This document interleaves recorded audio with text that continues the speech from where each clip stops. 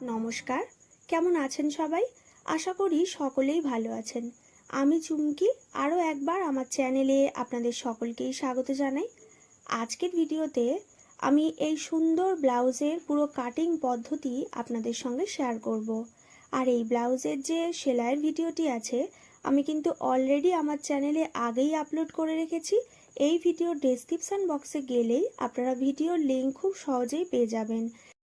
এছাড়াও আপনারা যদি আরও নতুন ধরনের ব্লাউজের কাটিং আর স্টিচিংয়ের ভিডিও দেখতে চান, তাহলে কিন্তু অবশ্যই আমার চ্যানেলটিকে সাবস্ক্রাইব করে নেবেন আর বেল বাটন অন করে রাখবেন।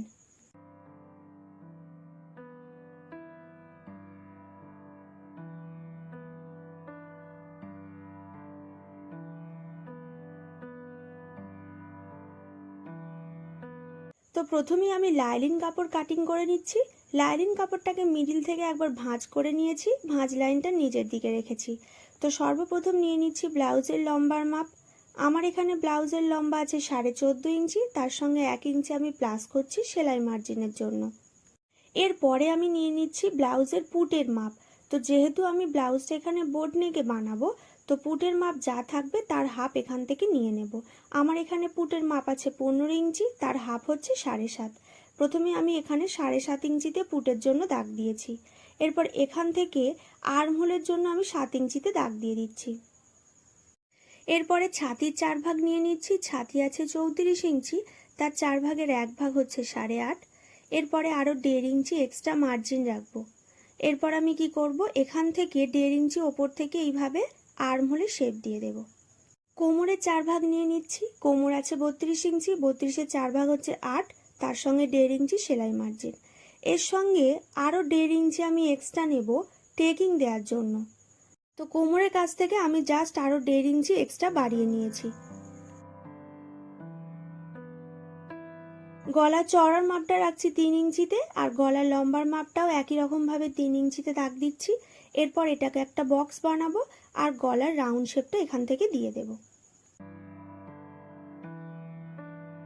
এরপর শোল্ডার থেকে 10 ইঞ্চিতে পয়েন্টের জন্য দাগ দিয়ে দেব। আর এখান থেকে আমি খাপের মাপ নেব। তো ছাতি অনুযায়ী আমার এখানে খাপের মাপ হবে 3.5 ইঞ্চি। তো আমি এখান থেকে 3.5 ইঞ্চিতেই দাগ দেব। তো পয়েন্টের কাছে এখানে 3.5 ইঞ্চিতে দাগ দিচ্ছি, কোমরের কাছেও 3.5 ইঞ্চিতে দাগ দিয়ে দুটো দাগ এইভাবে মিলিয়ে দেব। এরপরে দেখুন, আগে থেকে যে আমি 1.5 ইঞ্চি টেকিংয়ের জন্য এক্সট্রা নিয়েছিলাম, সেই 1.5 ইঞ্চিটা আমি দুই দিকে ভাগ করে টেকিংয়ের জন্য দাগ দিয়ে দেব। 1.5 ইঞ্চিটাকে আমি দুই দিকে হাফ করে দাগ দিয়ে দিয়েছি। এরপর টেকিংয়ের দাগটা এইভাবে দিয়ে দিচ্ছি। পরবর্তীকালে আমি সেলাইয়ের সময় টেকিংটা এইভাবে দিয়ে দেব।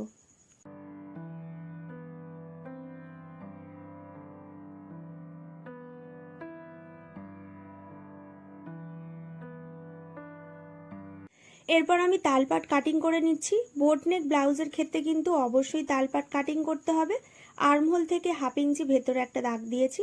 এরপর এখান থেকে আরও একটা আর্মহোলের শেপ এইভাবে দিয়ে দিচ্ছি। তো ভেতর থেকে যে আর্মহোলের শেপটা দিয়েছি এটা হচ্ছে ফ্রন্ট পার্টের জন্য, আর বাইরে থেকে যে আর্মহোলের শেপটা দিয়েছি এটা হচ্ছে ব্যাক পার্টের জন্য। এরপর ব্যাক পার্টটাকে আমি এইভাবে কাটিং করে নিচ্ছি ফ্রন্ট পার্টটা বসিয়ে নিয়ে। ফ্রন্ট পার্টের মাপ অনুযায়ী ব্যাক পার্টের দাগটা দিয়ে দিয়েছি। আর ফ্রন্ট পার্টে যে ব্যাক পার্টের আর্মহোলের শেপটা এক্সট্রা ছিল সেটা এখান থেকে কেটে বাদ দিয়ে দিচ্ছি। ব্যাক পার্টের ডিজাইনটা কাটিং করার জন্য এখান থেকে 3 ইঞ্চি ওপরে দাগ দিয়েছি, আর এখান থেকে 4 ইঞ্চি চওড়া একটা দাগ দিয়ে এইভাবে একটা বক্স করে কাটিং করে নিচ্ছি।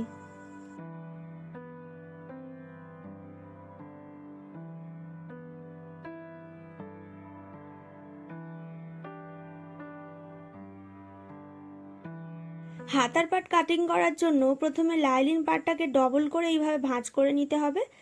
একবার লম্বার মাপটা মেপে নিতে পারেন। তো যা লম্বা থাকবে সেই অনুযায়ী ডবল করে কাপড়টাকে ভাঁজ করব, আরও একবার মিডিল থেকে এইভাবে ভাঁজ করে নেব।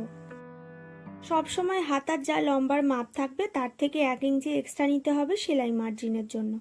এরপর এখান থেকে ওপরের দিকে এইভাবে 3 ইঞ্চিতে একটা দাগ দেব। এখান থেকে একটা মাপ নিতে হবে। তো এখান থেকে যে মাপটা নিতে হবে, যা ছাতি থাকবে তাকে 6 ভাগ করব, তার সঙ্গে 1 ইঞ্চি এক্সট্রা নেব। তো ছাতি আছে 34, তাকে 6 ভাগ করলে হবে 5.5, তার সঙ্গে 1 ইঞ্চি এক্সট্রা নিলে হবে 6.5, তার সঙ্গে 1.5 ইঞ্চি সেলাই মার্জিন। মুহুরি যা থাকবে তার হাফ, তার সঙ্গে 1.5 ইঞ্চি এক্সট্রা। আপনারা কিন্তু ব্যাক পার্ট থেকে মাপ নিয়েও হাতার পার্ট কাটিং করতে পারেন। ছাতির মাপ নেওয়ার পরেও আমি 1.5 ইঞ্চি এক্সট্রা মার্জিন রেখেছিলাম।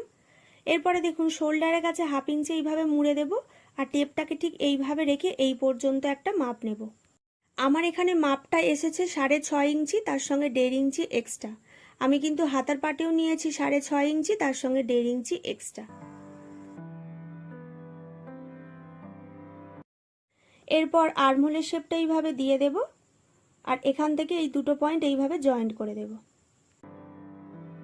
তো আজকের মতো ভিডিওটি এইখানে শেষ করছি। ভিডিওটি কেমন লেগেছে আমাকে কিন্তু অবশ্যই কমেন্ট করে জানাবেন, আর যদি ভিডিওটি ভালো লেগে থাকে অবশ্যই কিন্তু লাইক করে দেবেন এবং শেয়ার করে দেবেন।